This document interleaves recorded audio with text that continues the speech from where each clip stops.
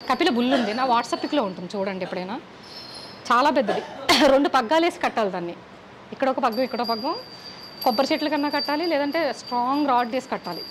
తెంపుకుందంటే దొరకదు.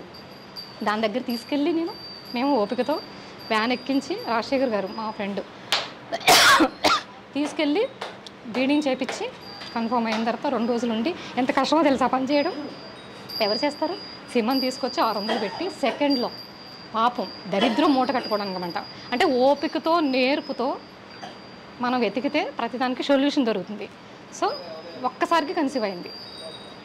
9 నెలలు ఎంత బాగా చూసుకుని దాన్ని కంటికి రెప్పలాగా.